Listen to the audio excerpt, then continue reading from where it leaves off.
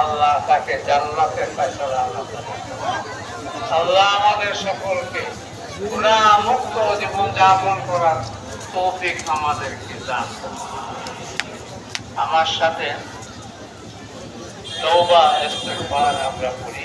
আমার সাথে বলেন, আস্তাগফিরুল্লাহ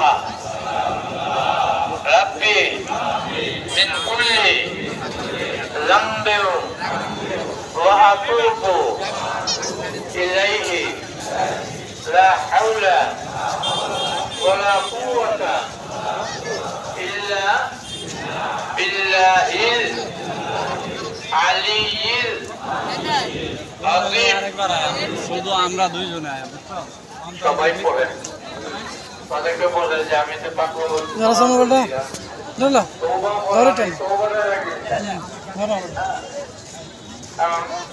বিনা তওবা বিনা মাফের দুনিয়া থেকে বিদায় হয়ে যায়, কোনো উপায় নাই। হে আল্লাহ